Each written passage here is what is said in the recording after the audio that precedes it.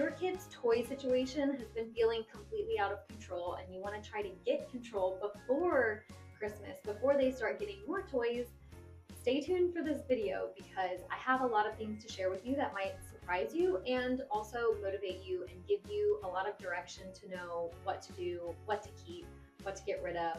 I'm Ashley, mom of two, organizer behind Rainier Nest, and a former stuff addict turned minimal-ish.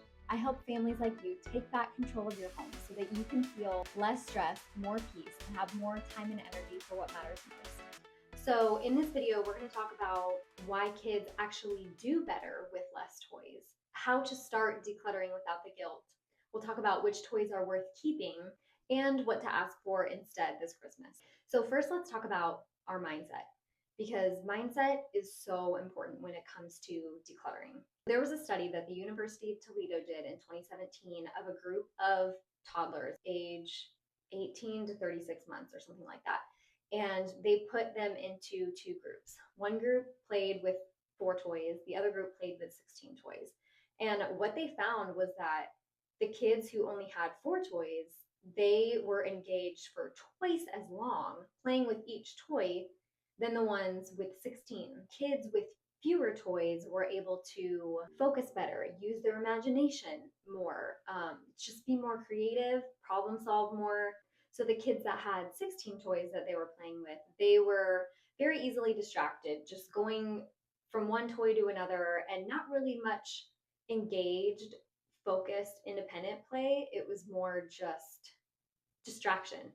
And when I compare that to, well, thinking about kids with ADHD, like myself, and just really the kind of world that's been created ever since technology has become such a thing, is that when we have more stimulation, our brains shut down and they don't know how to function like they should.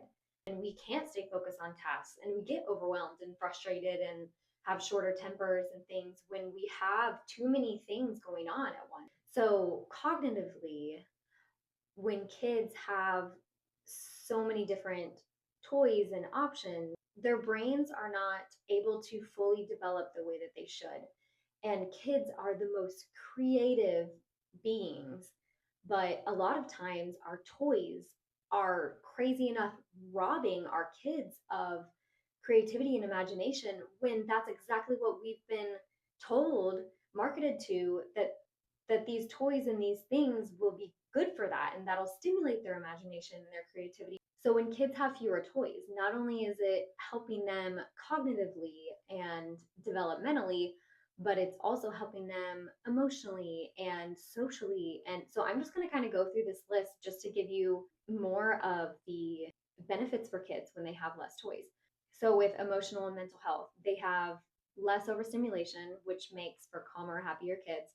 There's social and family benefits. So when kids have less toys, they're better with sharing, cooperation, and sibling connection. Kids turn to people and not things for interaction and fun. They're not always feeling like they have to have something to keep them entertained or keep them stimulated, but they are able to sit there and be in their own emotions or just in their environment and use the things that they have around them in creative ways. And then just environmentally and practically, easier cleanup, less overwhelm, calmer atmosphere for everybody. So as we can see, there are so many benefits for having less toys. And so I hope that helps you feel less guilty for getting rid of them, especially when Christmas is coming, because, we can explain to our kids, we're going to get rid of some toys so that we can bless other kids with these toys. Since we don't play with these anymore, let's bless somebody else with it. So now that we have talked about all the benefits from decluttering kids' toys, let's talk about how to do it. So a little bit more practically. So the biggest thing is you want to start with easy wins. So start with toys that are, stuff that's obviously trash, stuff that's broken, or has missing pieces. So get rid of that stuff first, because small wins build momentum and confidence. So if you can start with the easy stuff, then it helps you get to the harder stuff and get through it. So number 2, if you have time, go all in.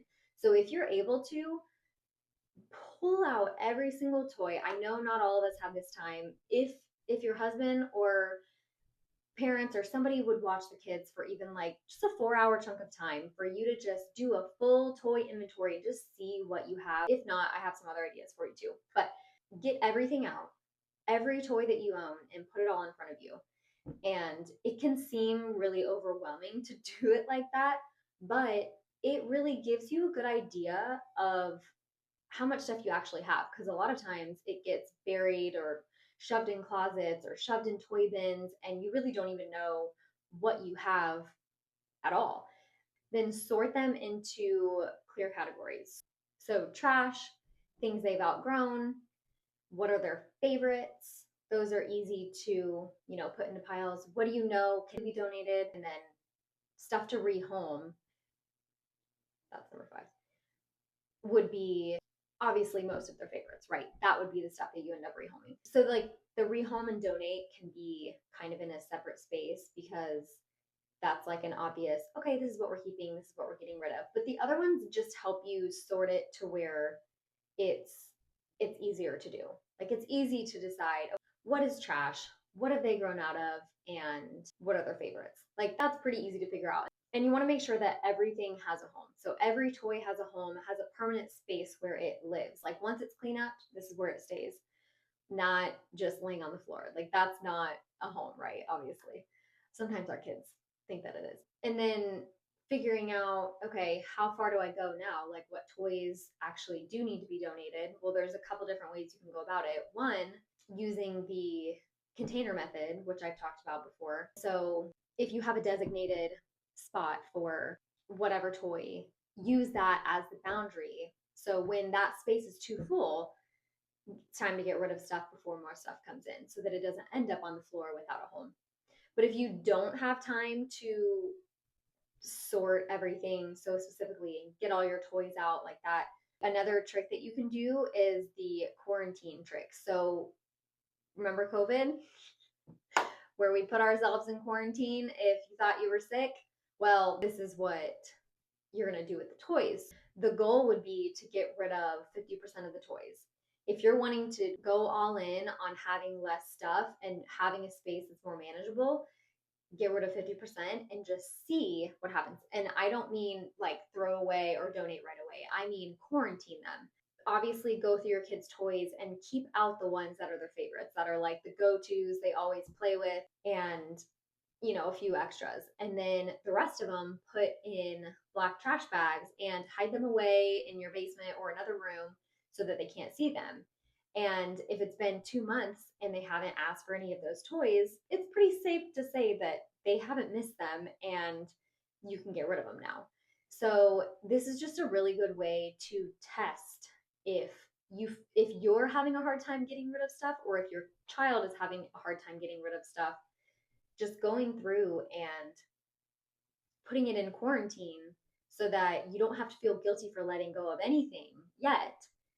And then just see how they do. Because you'll be surprised if you've never tried anything like this before and you've been so overwhelmed by toys. You'd be surprised by how much better kids play when they just have more space, less stimulation, and less toys to play with. Like, it's incredible how much better they do when they have less stuff. I mean, I know for personal experience that to be so true. It's amazing. And we also don't have a ton of space in our home. So we have to be picky about what we let in our home anyways. But regardless, it's been a blessing because our kids have done so much better having less stuff and less options. And then when it comes to selling things, like I know it's hard to get rid of things sometimes, especially things that we spent money on. But once you bought it, the money is gone.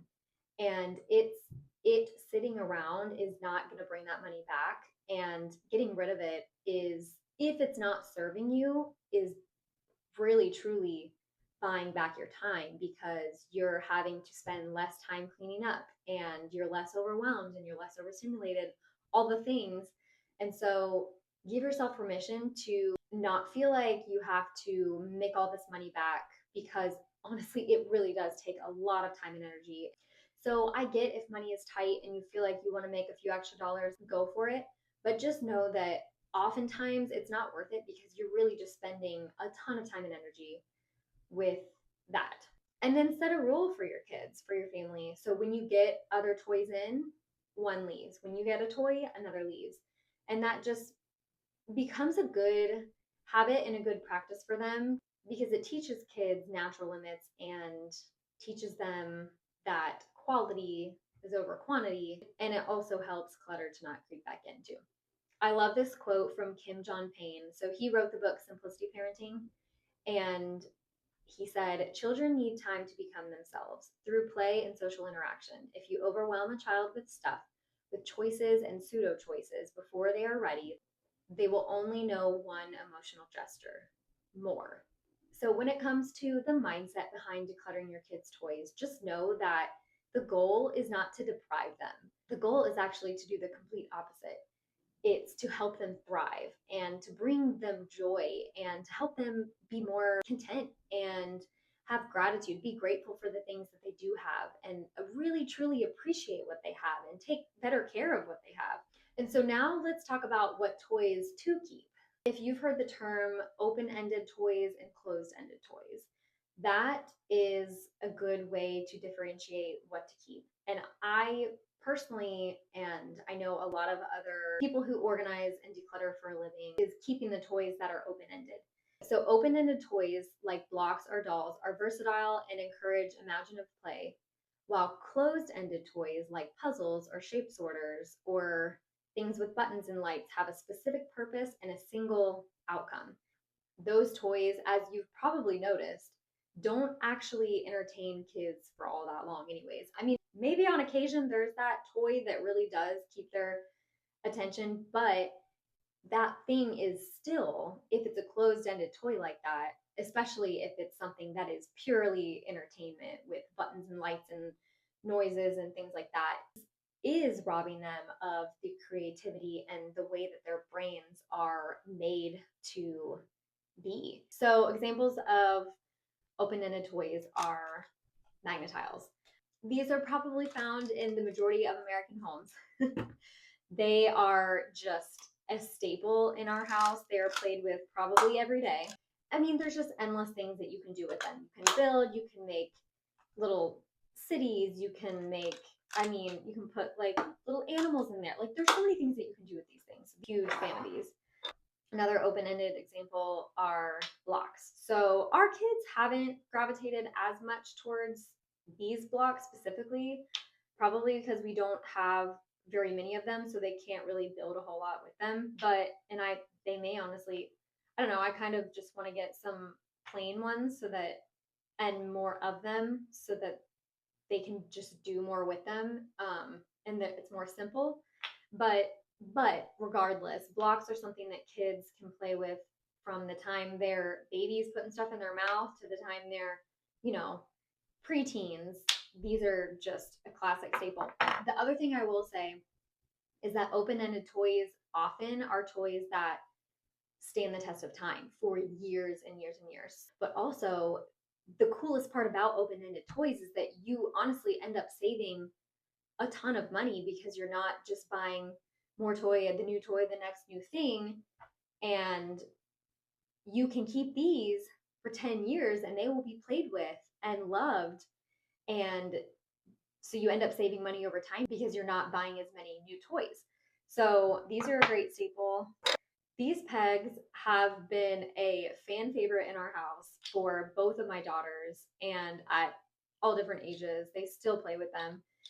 My 2-year-old loves them. She'll just put them on her fingers, she'll stack them. It actually comes with this thing that you can put the pegs in and you can build off of them. You can build whatever, different patterns, but they just like playing with them and doing things with them. I mean, there's really a lot of ways you can use them. These clips, they're called clips.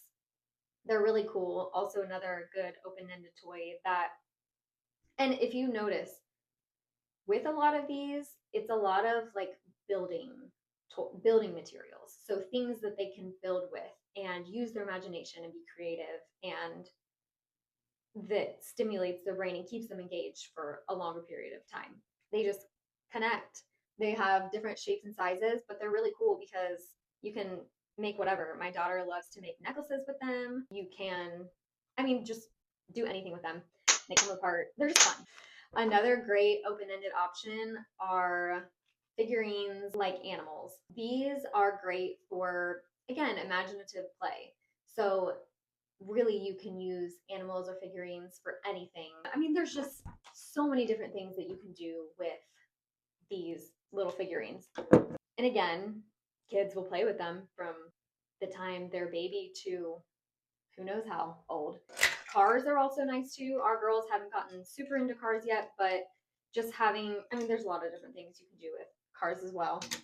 And I will say this is kind of silly, but this Melissa and Doug ice cream shop thing has been a huge go-to for our girls from the time that my oldest was like 2 is when we bought it, I think. And it's been one of the most used things that we have had.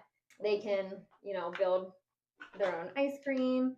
They can play ice cream shop. They can go do other, like put the ice cream other places, serve people ice cream, whatever. There's so many different things that they have come up with to use the ice cream shop. It's pretty incredible. But so that's just another fun one that our kids have loved.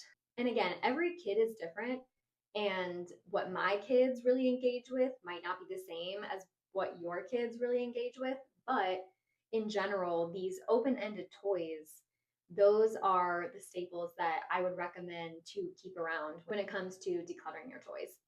And lastly, let's talk about what to ask for instead. If you don't want a bunch more toys coming into your house this Christmas season, it's inevitable that some will, but it's good to at least try to communicate that with friends and family members so that they sort of understand your heart behind it, but also give them ideas of what they could maybe get your kids instead, and also give them a different perspective of, like, when I was little, like I don't really remember most of the toys I got, but I do remember that, tradition, that Christmas tradition that we always did. So if you want to take back control of what enters your home, it definitely is important to communicate that with other people. We've shared all of this stuff with our grandparents, my girls' grandparents, and some have taken it better than others. And there's definitely a balance, not robbing them of, giving something that they feel like they want to give to their grandkids, but helping them see it from a different perspective and asking for experiences instead.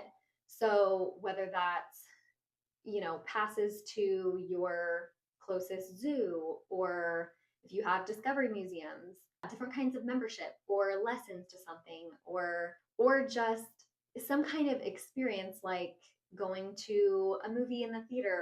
But yeah, giving family members ideas of experiences that they could give the kids, either for us and our family or for them to experience with our kids. That would definitely be ideal, because then they could really experience the joy and fulfillment from like giving the gift, and them receiving the gift is actually to be able to enjoy it together. And then when it comes to toys, getting them toys that are more durable and that are quality over quantity, that will stand the test of time, like these open-ended toys. I totally forgot to add some other staples in our house for open-ended play. So we have this basket of basically like dress up, creative play things. And they are in this daily for sure. Like they love putting on little headbands, ears, whatever they can find in here. These silks are amazing because there's just so much that you can do with these. I don't know why these are just so magical for kids, but they have done so much with these. Like we have, oh, that one's broken. Well, this was like a ring, a wooden ring with little things that they can just like dance with and whatnot. Anyways, those and dress up. They're very much little girly girls, and they love, especially my oldest, dressing up. And so, yeah. So and this, get this, So they're two blankets that like they each have a blanket, their favorite blanket that they sleep with at night, and they've had it since they were a baby. And they're just like light and kind of like a little bit stretchy, and so they can play with them as capes or do whatever. And they play with those blankets, I swear, more than anything. I swear. And they're their baby blankets. Like they really they love wearing them as little capes or like pretending they're Mary or what else do they do to them? Just play tug of war. I mean, they do so much stuff with them and like cover up forts, you name it. A blanket will save the day. So, all that to say, kids really are so simple and they thrive in simple environments. And if you haven't tried that yet, try it. But let me know in the comments if you have tried this and have noticed a difference between before and after, or if you are working on this or trying to implement less toys, and or if you do try it and you notice, oh my gosh, this is making a huge difference. Let me know in the comments. I would love to hear. So if you're still feeling overwhelmed by decluttering your kids' toys before Christmas, just remember to start small. Remember that they really don't need that much. You and them are happier with less. And when they get rid of things, they get to bless other people with them. When they cherish what they do have, they are more content and grateful. They play so much better with their siblings. They're so much more creative. They're so much better off mentally and emotionally. So when you're having a hard time decluttering, just remember the big picture. Start small, start with one area if you need to gain momentum, but every little bit creates space for your kids to breathe, to imagine, to thrive, and for you guys to enjoy your home. And if this was helpful, give this video a thumbs up and subscribe for all things decluttering and organizing, because life's too short to constantly be overwhelmed in your own home.